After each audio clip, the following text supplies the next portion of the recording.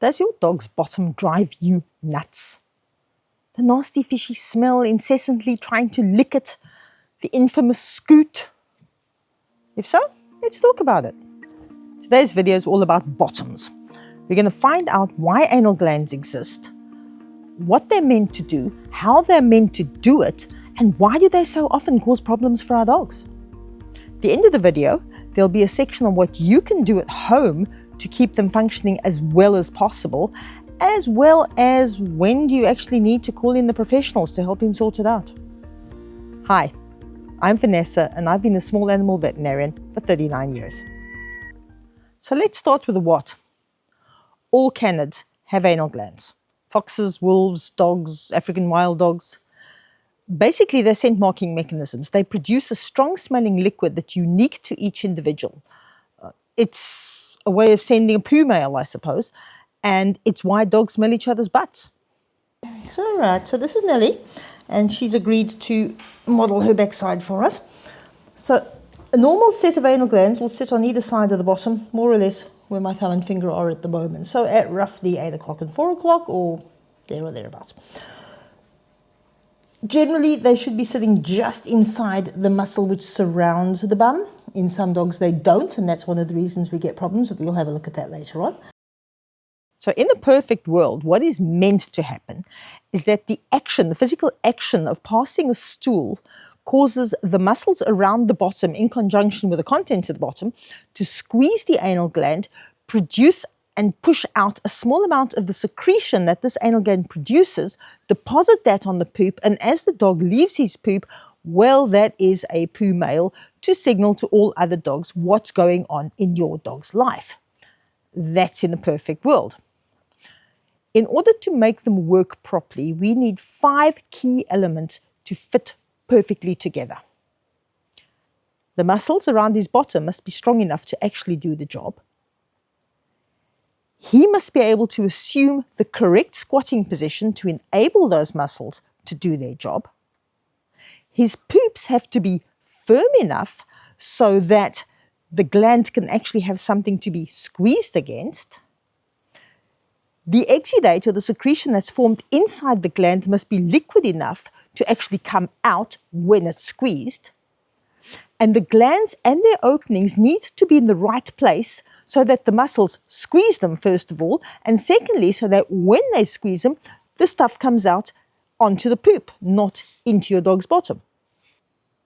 So if we have a look at those 5 key elements, we're going to see that there are things that we can't change.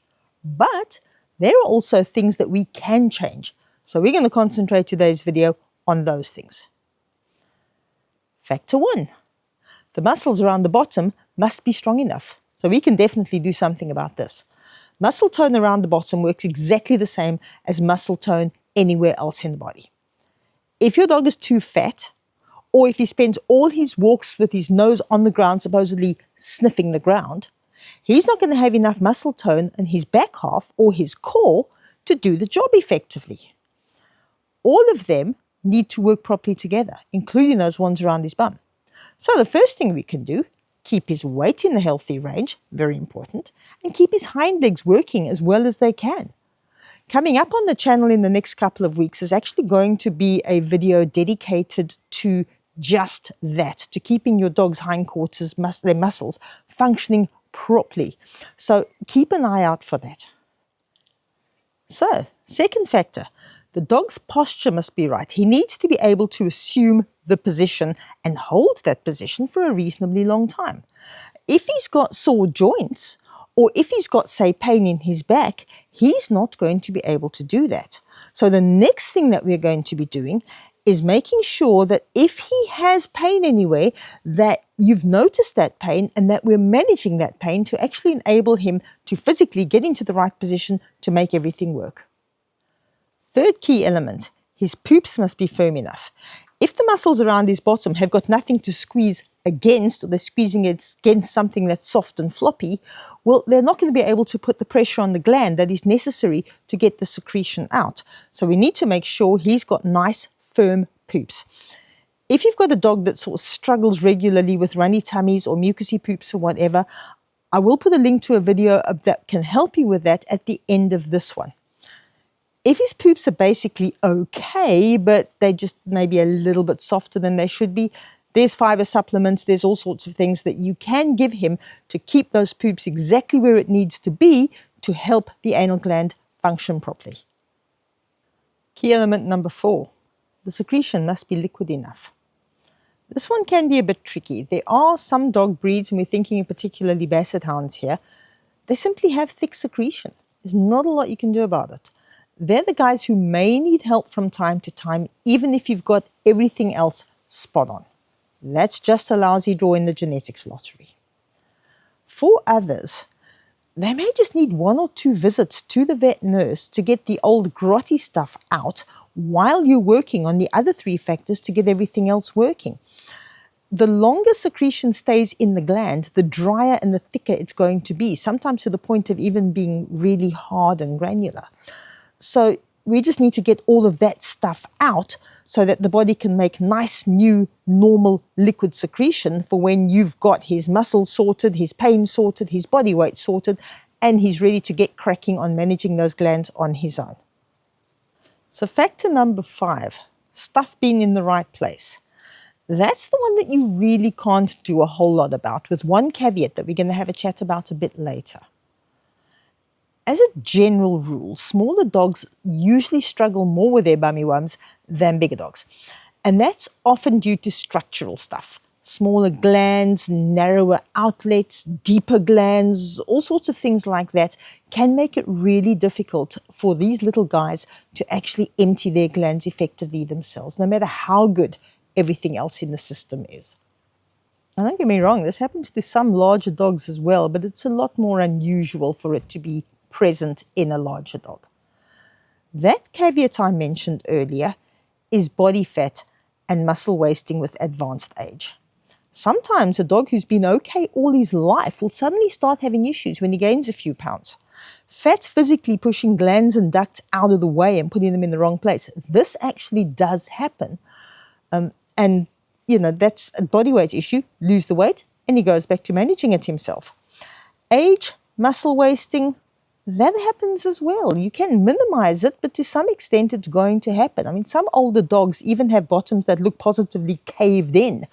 And dogs like that are going to have problems with their glands, and that is just something that's going to happen. Another anatomical feature that can play a role is your dog's tail. Now, there are dogs that are bred for their breed standard to have little kinky screw tails, and sometimes those tails are so tight that they actually occlude the external anal orifice to the point sometimes of needing surgery.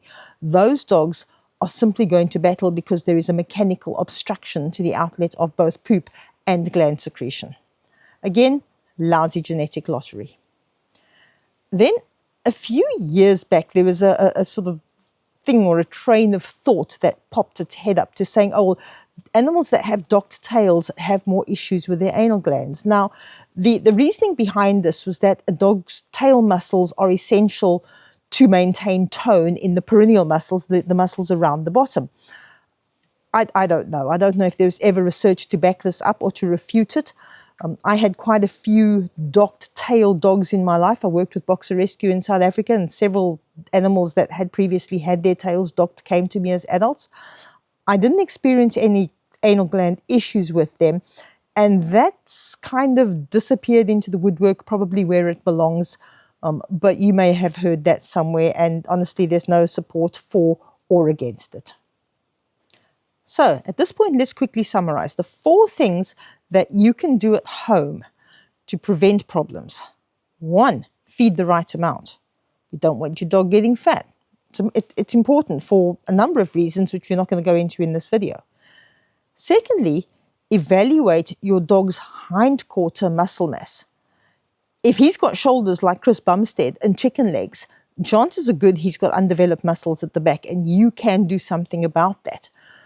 You can actually have a chat to your vet, you can have a chat to a vet physiotherapist, or if you hang on a little bit, in the next couple of weeks there'll be a video going up on this channel to help you with that.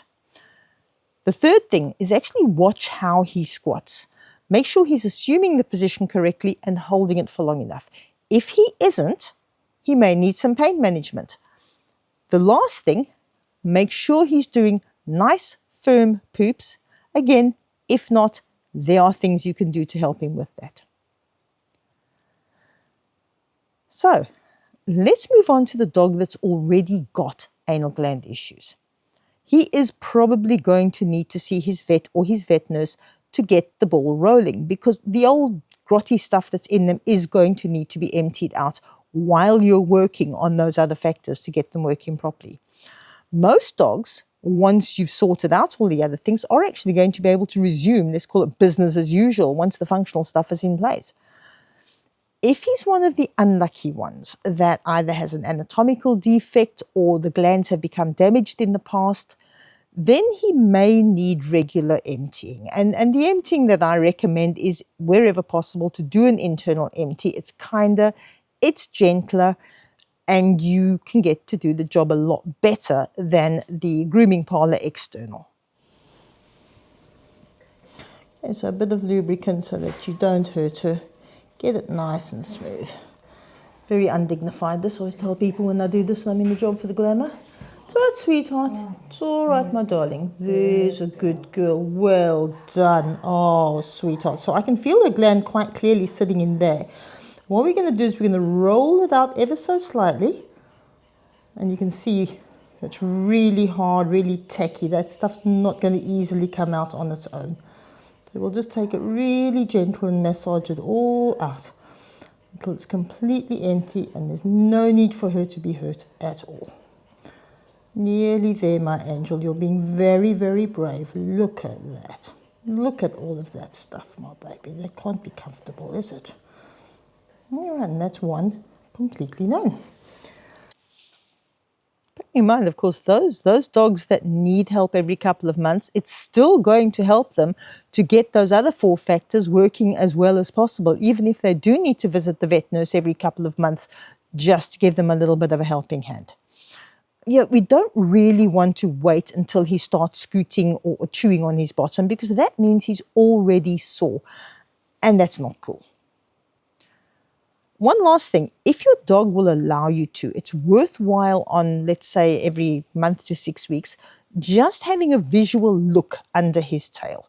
Have a look for things like, is there a bit of redness? Has he got a sore or any bleeding? Is there anything that doesn't look quite right? Maybe one side looks fatter than the other. Things can and do go wrong in the anal glands, the same as any other body system. They can get infected, they can form abscesses, they can get tumors in them. And if that is the case, the sooner we see him, the better. Of course, the other thing is, on those routine couple monthly visits to vet nurse, they generally will pick that up and refer you to see a vet, if they see any of those weird things happening. Sometimes we do need to remove the anal glands. It's fairly invasive surgery, and it's not one that we choose to do. We only do it if the gland is really badly damaged or if there's a tumor. The surgery is painful, fairly risky, but it can be done. And in the hands of an experienced surgeon, it really can give a fantastic outcome to those dogs that are struggling with it. So your vet nurse will generally pick up on that and recommend you book a vet check if that is the case. So, thanks guys. If your dog struggles with soft or runny poops, give this a watch. And if you have questions, please pop them in the comments section below and I'll do my best to answer them. If you found this video helpful, please consider clicking that like button. Really appreciate it. And maybe one day I can earn a subscription from you. Till then, bye.